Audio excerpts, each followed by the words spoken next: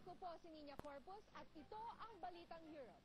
Samahan niyo po ako sa paghahatid ng mga mahahalaga at makapuluhang pangyayari sa iba't ibang bahagi ng Europa. Saan man dako ng mundo, asahan niyong naroon kami handang maglingkod sa bawat kapamilyang Pilipino. Samantala, narito na ang ulo ng mga pangbalita.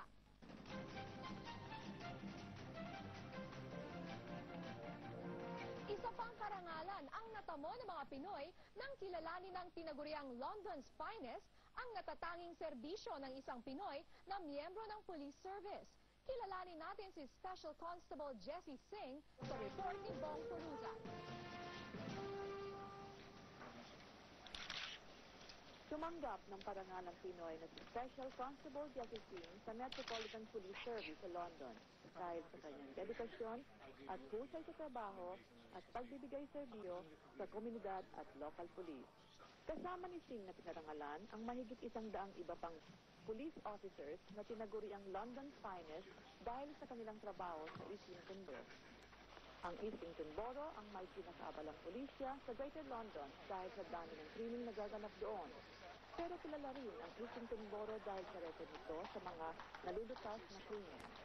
If you get a Borough Commander's commendation, it means something.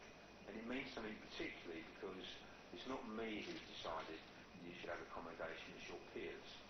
Now, these commendations are not generated by me or any of my senior colleagues sitting in the room thinking up how we can say thank you to people.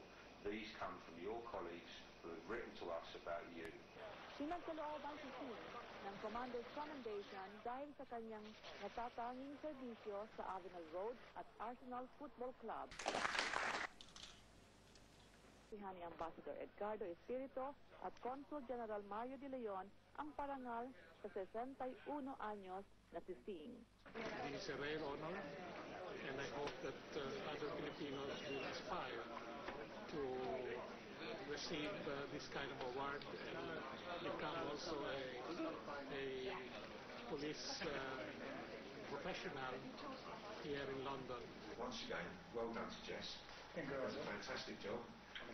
Just about every single player. Dahil saludo kay Singh ang kanyang hepe, inimbitahan pa nito ang mga Pinoy na subukang pumasok sa police service para makalay naman ni Singh ang kanyang karangalan sa kanyang mga kababayan at bayang sinilangan.